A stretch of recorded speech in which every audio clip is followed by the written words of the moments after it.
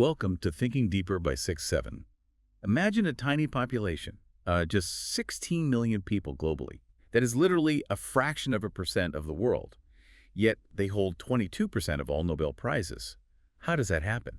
Today we are following a fascinating one-month immersion into a 3,000-year-old faith to figure out how their ancient practices of intense community and, their absolute obsession with rigorous debate might actually be the formula for genius and the ultimate cure for modern loneliness. It's really a mind-blowing case study. It truly is. Just seeing how this ancient social technology can solve incredibly modern psychological crises. Right, it's a massive claim, using ancient theology to fix the modern smartphone era.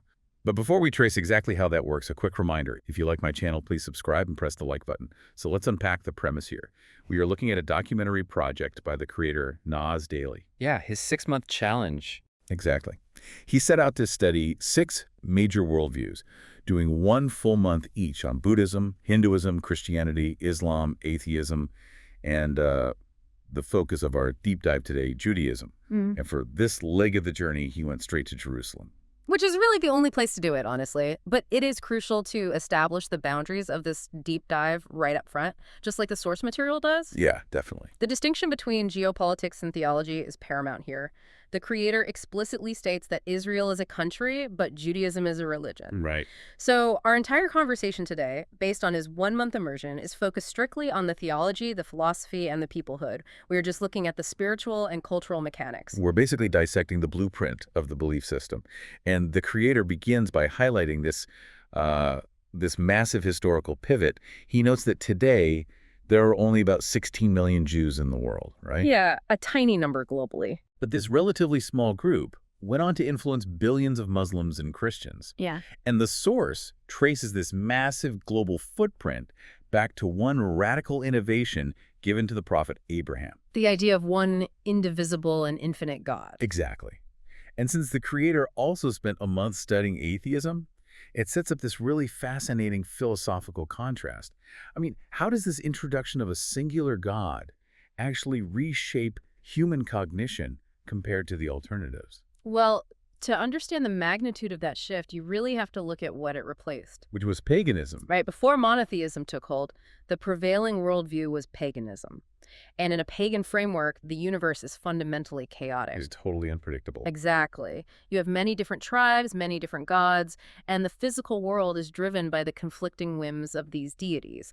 Water wants to drown you, fire wants to burn you. And you're just caught in the crossfire. Yeah, you're just trying to appease them all so you don't get wiped out. It's basically a theological Wild West. There is no central organizing principle, just these competing forces you have to manage on a daily basis. Precisely.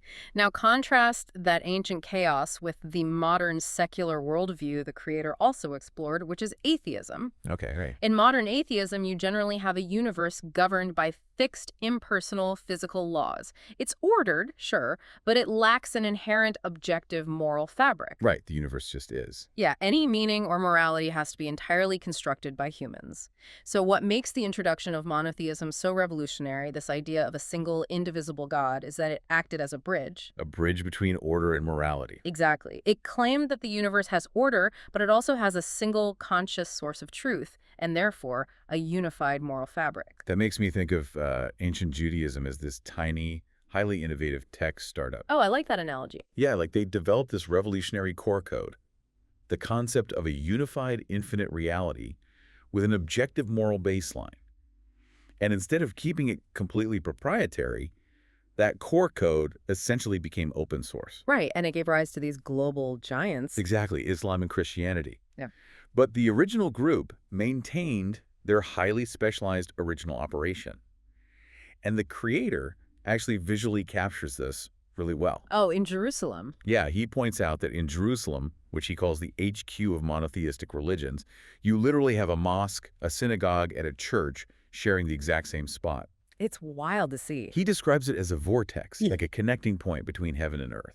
That open source analogy works perfectly, though, because it highlights the shift in the human-divine relationship. You are no longer trying to bribe the rain god for good weather. Right, you're not sacrificing a goat so it'll rain. Exactly. Spirituality becomes a pursuit of understanding a singular ultimate truth. It demands a unified ethical system. And this has massive downstream effects. Well, believing that the universe is governed by a single, rational, infinite creator lays the psychological groundwork for believing that the universe is deeply understandable. Oh, wow. See where you're going. Yeah, we'll see how that directly ties into the Nobel Prize statistics later. But if the universe has one author, reading its laws basically becomes a sacred duty. That completely reframes the entire concept of scientific inquiry. It organizes the chaos into a readable text. But, having a profound macro-level theological idea is one thing. Surviving for 3,000 years as a tiny population requires a completely different set of mechanics. Oh, absolutely. The day-to-day survival. Right. The creator shifts focus to the micro level, like the daily existence, and concludes that they survive through this intense, almost bulletproof system of community building. Yeah, the source really stresses that Judaism operates less like a standard religious category and much more like an extended family. It totally defies normal categorization. It does. The creator points out it's not just a religion, a nation, a race, or a culture. He describes it as a peoplehood. Right, because whether a Jewish person is white, brown, or black, the video highlights that they share remarkably similar DNA descending from Jacob, It's literally a family tree. which completely changes the baseline of obligation. Hmm. And that familial bond translates directly into how they structure their modern lives. The source argues that the antidote to modern laziness is quite literally baked into their weekly calendar. Right, the most prominent example being Shabbat. Yes, Shabbat.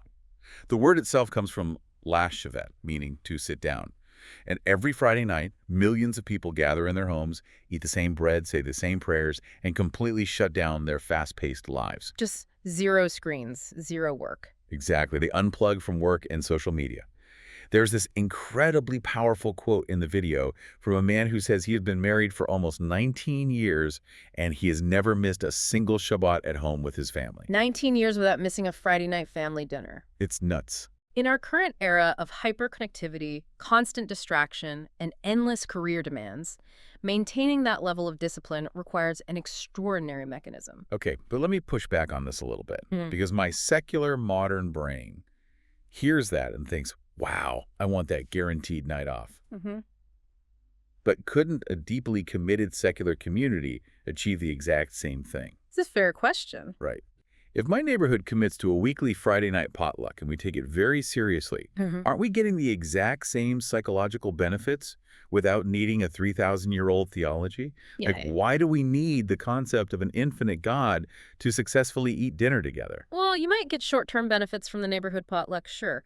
But the source material touches on a fundamental difference here, which is the power of transcendent obligation. Transcendent obligation. Okay, explain that. Secular communities built on shared interests or neighborhood proximity rely entirely on mutual preference and convenience. What happens when your neighbor becomes annoying? Or what happens when you have a massive project due at work and you're just completely exhausted? You just don't go. Exactly. When sitting down is just a good idea, the opt-out button is incredibly easy to press. The moment the friction outweighs the fun, the secular community just collapses. Spot on.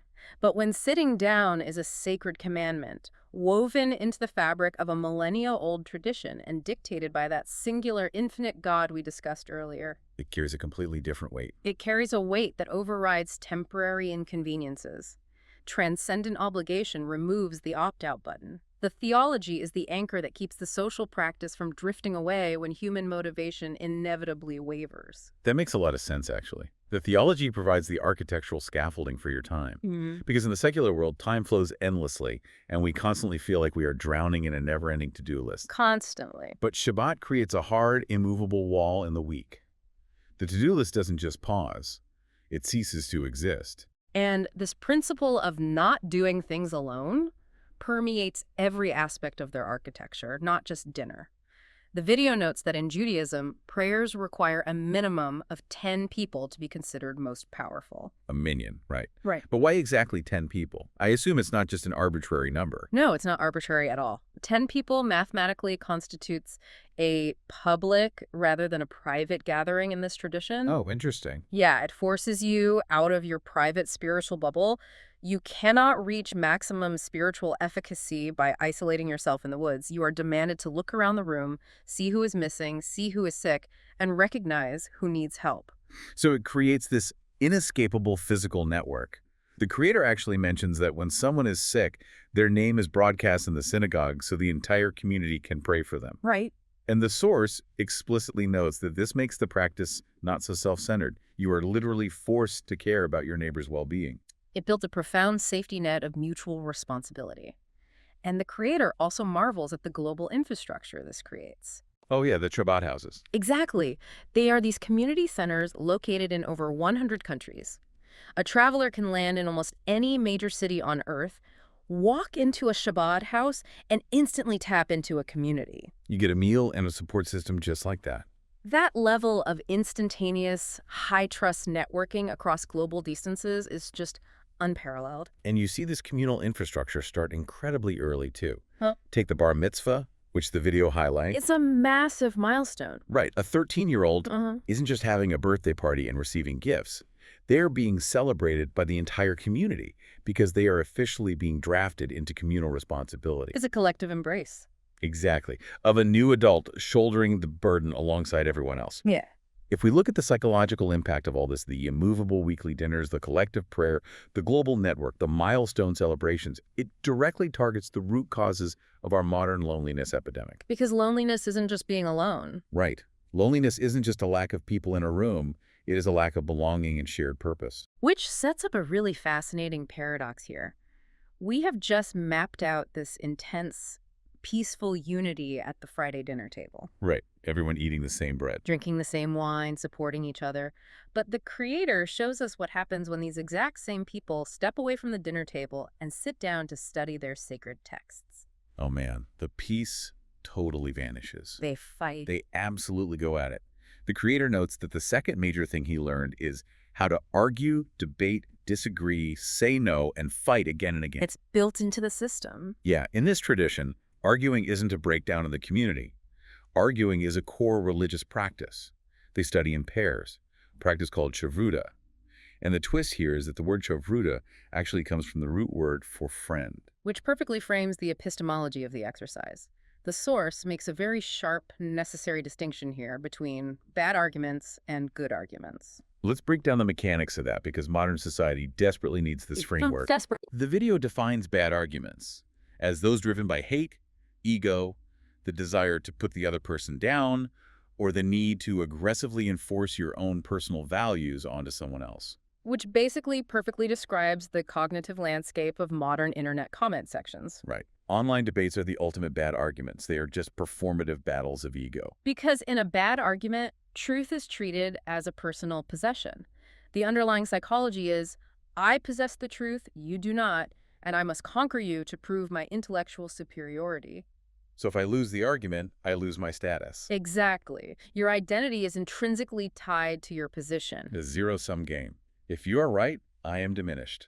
But the source defines good arguments entirely differently. In a Havruta, the truth is not a possession of either individual. It's outside of them. Right. The truth is a third independent entity residing in the text or in the universe, perhaps ultimately residing with that infinite God.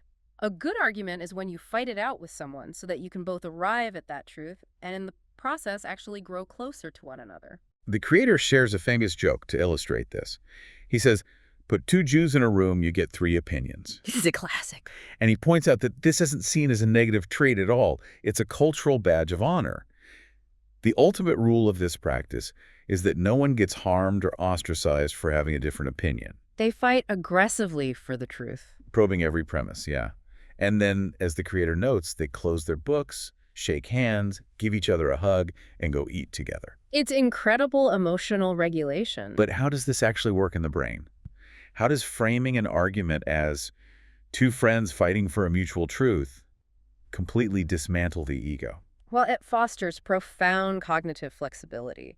When you view your debate partner not as an adversary, but as a co-investigator, you are essentially teaming up against your own shared ignorance. Teaming up against your ignorance. I love that. You rely on them to test your logic and probe for weaknesses, not to destroy you, but to strip away falsehoods.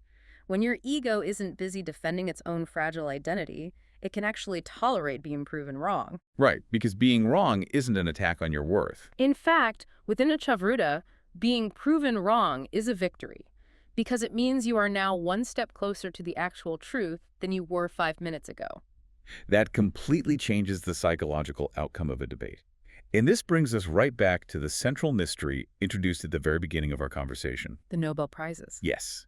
The creator set out to answer why 22% of all Nobel Prizes go to Jewish scientists, despite them being such a microscopic fraction of the global population. And here, the sociological and theological pieces finally lock together into a cohesive mechanism. The source distills this into a very clear formula. It is the combination of these two massive forces we've been discussing. The intellectual and the communal. Exactly. First, you have the culture of the good argument, the relentless, generations-long training in debating, questioning fundamental assumptions, and fiercely seeking the truth without taking it personally.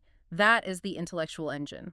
And second, you combine that relentless intellectual rigor with the communal drive we discussed earlier. You have an entire society structured around transcendent obligation, caring for the sick, not being self-centered, and feeling a deep theological duty to improve the world. It's a potent mix. As the creator summarizes, put the culture of arguing for the truth together with the drive to make the world a better place, and you're going to win a lot of Nobel Prizes. It creates the perfect incubator for scientific and social breakthroughs.